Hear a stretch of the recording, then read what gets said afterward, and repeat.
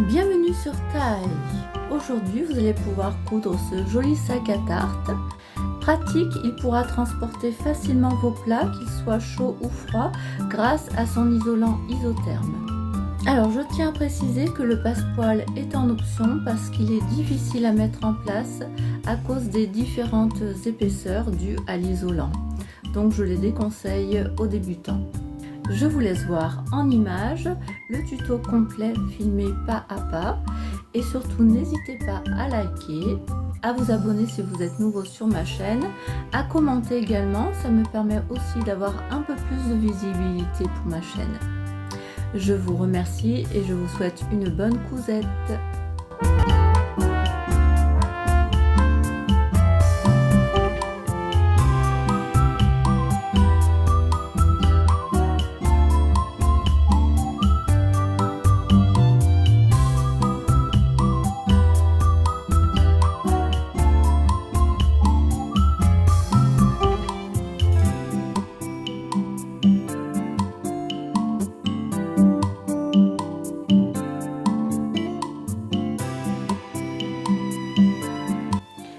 Pour faire ce sac à tarte, vous allez avoir besoin de tissu imprimé pour le dessus et le dessous, du tissu uni pour le pourtour du sac, de la fermeture éclair au mètre avec 2 curseurs,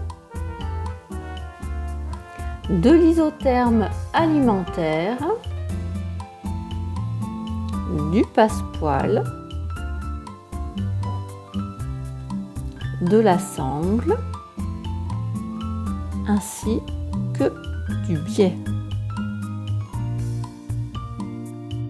Vous avez donc découpé les morceaux, donc le morceau et l'isotherme pour le derrière qui maintient le petit sac. Ici la bande qui fait tout le pourtour du sac en isotherme et également en tissu de couleur. Le fond et le dessus qui sont exactement les mêmes, le tissu et l'isotherme. Voilà. Vous prenez vos bandes du pourtour du sac à tarte, le côté isotherme et la bande de couleur.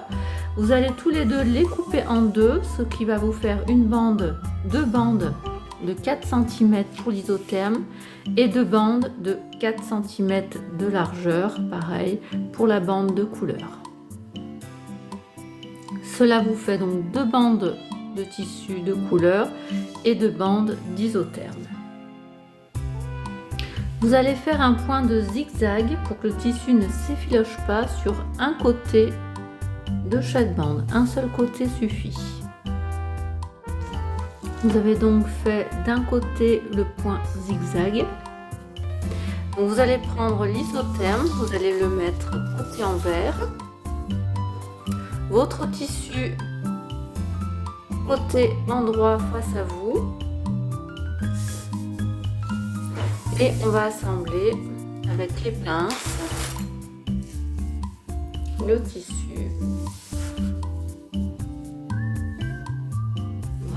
Ça tienne de côté.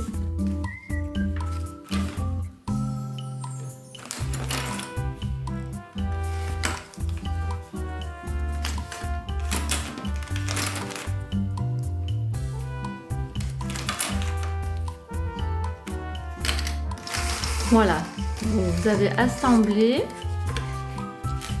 et vous faites la même chose avec l'autre bande. Vous prenez votre fermeture éclair et vous l'ouvrez.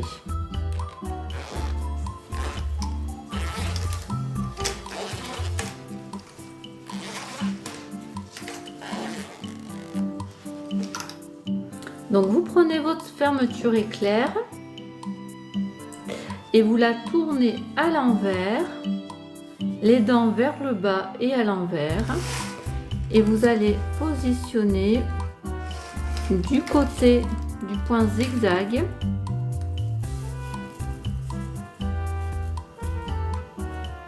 et vous laissez passer à peu près de 3 mm à peu près, 2-3 mm.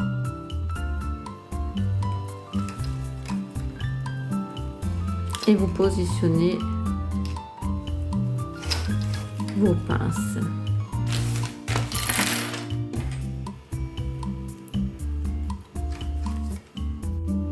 Donc vous allez coudre la fermeture éclair avec le pied presseur fermeture éclair et vous allez coudre au fil blanc au niveau ici, je ne sais pas si on voit bien là, du pli, hein, au plus près de la fermeture éclair.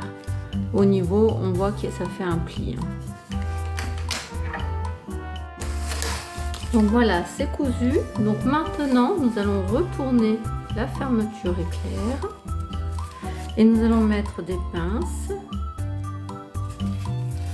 tout le long.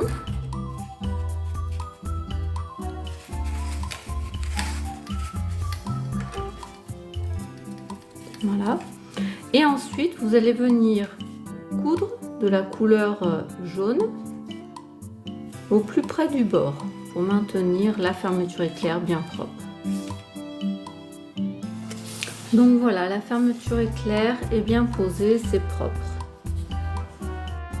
Maintenant, nous allons poser le curseur, enfin les deux curseurs. Donc, nous allons prendre un côté déjà. Je replie pour pas que ça me gêne. Sur un des deux côtés, on va faire une encoche. On va enlever les dents sur 3-4 dents.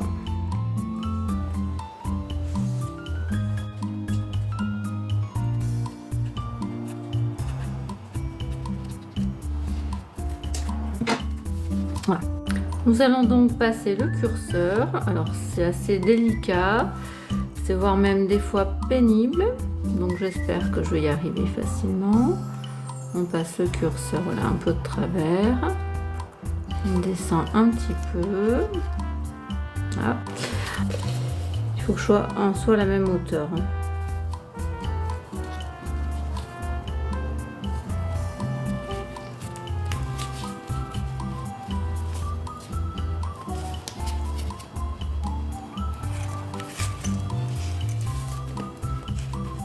Voilà. Donc là, on ferme bien jusqu'au bout. Forcément, il y a un décalage. On ne sait pas pourquoi, mais bon, c'est pas grave. On ouvre et on va faire la même chose pour l'autre côté. Donc là, pareil, on va faire une petite entaille de quelques centimètres. Pas de quelques millimètres plutôt.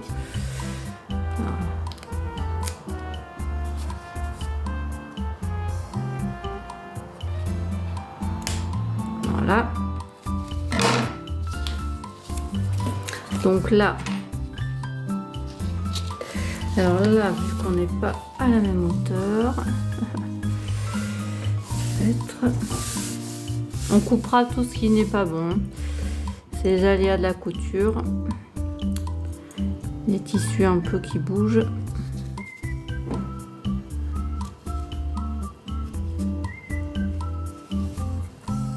Voilà. Donc là, on va le maintenir fermé au maximum pour qu'on soit à la même taille, à la même hauteur.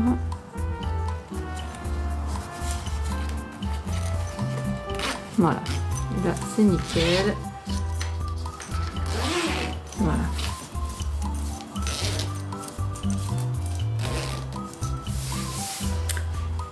Maintenant, on prend le petit rectangle sur lequel va être attaché le pourtour. Nous allons donc faire les 4 côtés au point zigzag. Vous allez assembler envers contre envers le rectangle. Hein, et vous allez mettre les pinces pour que ça tienne.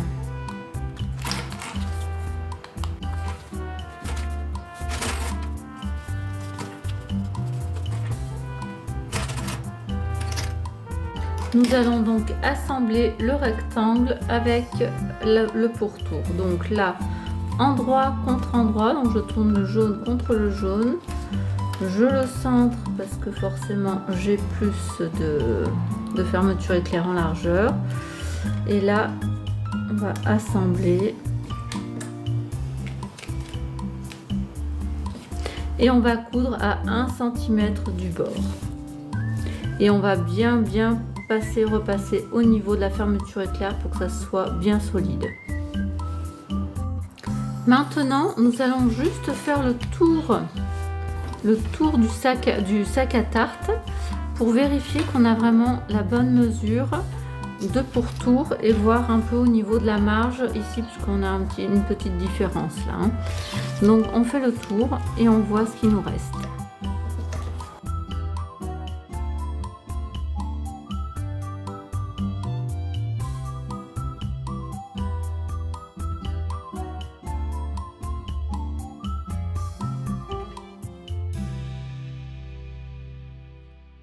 Donc on voit qu'on fait bien le tour avec 1 cm de couture de chaque côté, donc on va dire qu'on est bon. Alors donc comme c'était bon, nous allons reprendre là, l'autre côté que nous n'avons pas cousu, pareil nous centrons et on va coudre à 1 cm du bord en passant bien plusieurs fois sur la fermeture éclair pour que ça soit solide. Donc maintenant vous allez faire une couture à 2-3 mm du bord ici et 2-3 mm du bord pour bien aplatir les coutures et que ça fasse propre. Voilà, la finition est faite. Donc vous allez prendre le biais et votre pourtour et on plie bien là où il y a la couture. On va mettre le biais. Alors là, pas besoin d'ouvrir, hein. On le met hop sur le bout. Voilà, on va faire tenir avec les épingles. Hop. Ah, ça tient pas. Voilà.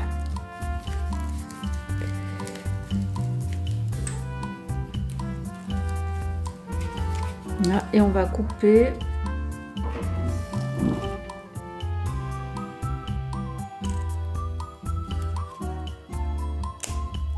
Voilà.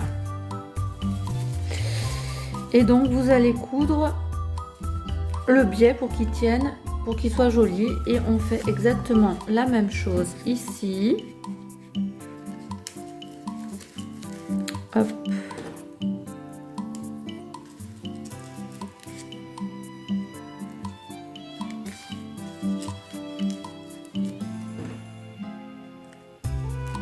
Voilà. Et on découpe le surplus. Voilà. Et donc vous allez coudre au plus près du bord le biais. Maintenant on prend le dessous du sac à tarte, donc avec l'isotherme dans l'autre sens, en fait envers contre envers, et puis nous allons mesurer 1,02 m de passepoil.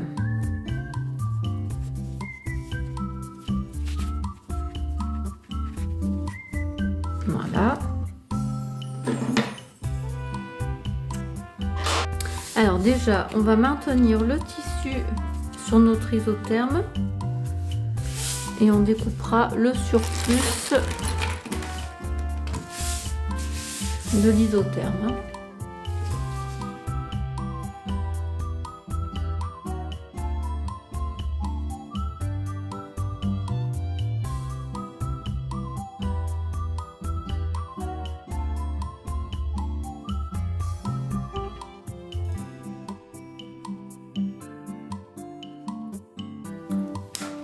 Voilà, et donc on va découper ce qui dépasse.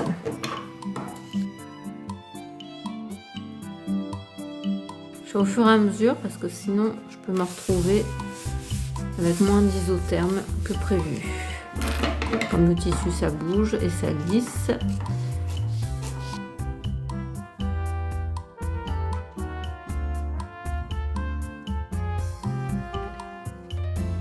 Voilà. Donc ça c'est fait. Donc maintenant on va prendre notre passepoil et nous le prenons. Alors vous voyez, il y a un envers et un endroit. Donc là on va se positionner hop, le rembourré à l'intérieur du tissu et le plat vers l'extérieur. Et là, on va maintenir tout le long.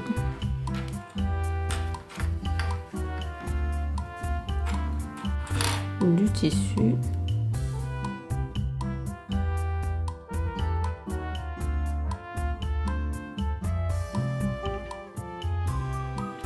Donc vous avez mis le passepoil tout autour et donc vous allez coudre au plus près du bord là, hein. Limite vous cousez sur la ligne. Vous prenez le tour, vous mettez le côté endroit à l'intérieur, l'isotherme à l'extérieur. Le fond du sac, pareil, côté endroit à l'intérieur. Vous mettez bien les motifs, s'il y a des motifs, dans le bon sens. Donc pour moi, là, c'est ici. Donc on va prendre les pinces et on va aligner, hop, voilà, bord à bord. Voilà, et on accroche tout le long, on va faire tout le long. Les coutures, vous les mettez bien à plat.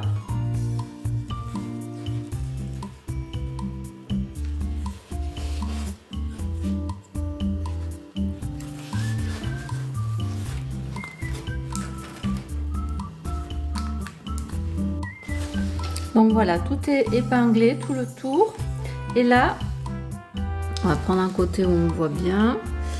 Vous allez coudre vraiment sur le fil qui est déjà la première couture qu'on avait fait. Vraiment, il faut aller doucement et vous allez coudre sur le fil avec le pied bien sûr à fermeture éclair, hein. Donc le pourtour est bien cousu. Maintenant on va prendre le biais et on va faire pareil que tout à l'heure. On va poser à cheval sur la couture et on fait tenir avec les pinces.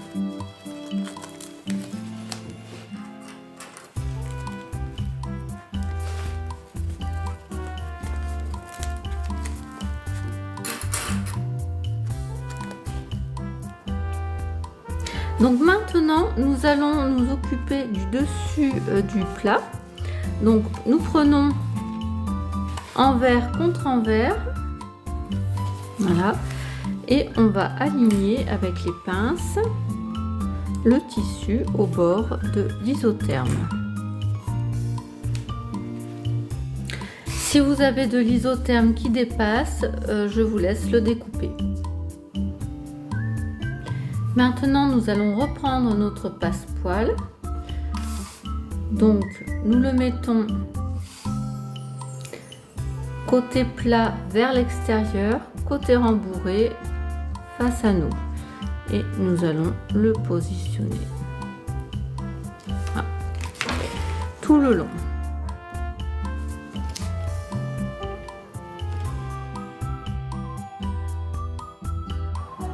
Nous allons prendre la sangle et nous allons mesurer nos 37 cm.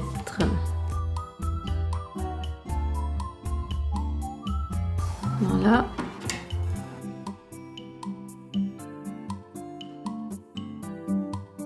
Maintenant, on va prendre les pinces et on fait un retour de 1 cm de chaque côté.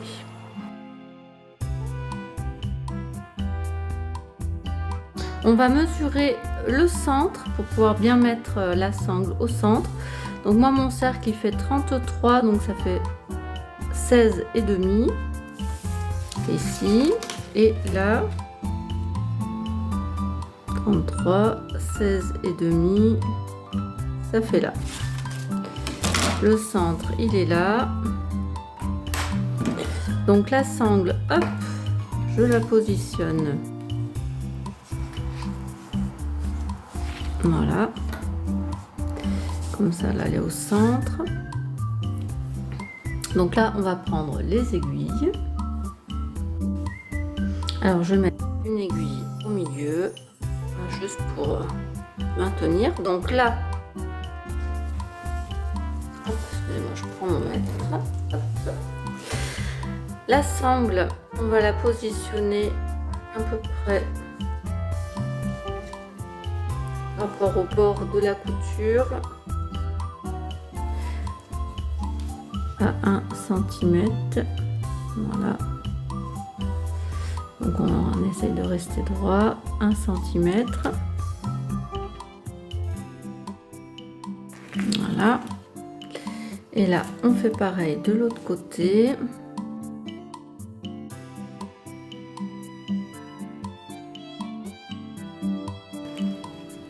Donc là, on est bien aligné.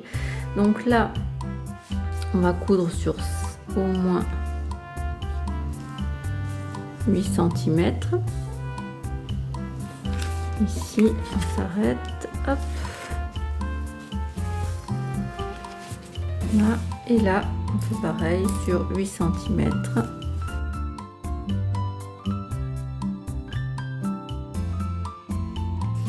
Ça vous fait la poignée pour porter. Et donc là, avec du fil blanc, vous allez faire un rectangle qui va tenir le retour jusqu'à l'épingle avec une croix au centre. Et là, pareil. Voilà, vos poignets sont cousus. Maintenant, nous allons assembler le couvercle au sac. Donc ici, j'ai bien délimité mon milieu. Ici, le milieu aussi. Donc là, je retourne le couvercle et je mets du coup endroit contre endroit. Donc là, je vais assembler au niveau de mes deux pinces.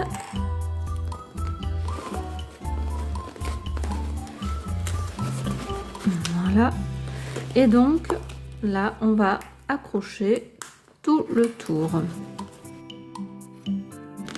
en aplatissant les coutures sur le côté.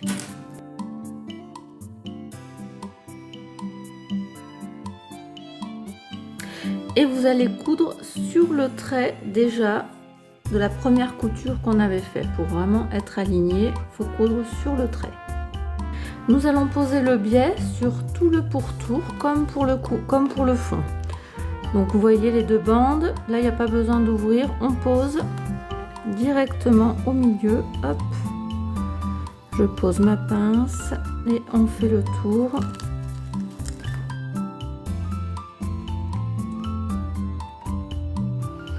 Voilà, et vous allez pouvoir coudre tout le pourtour.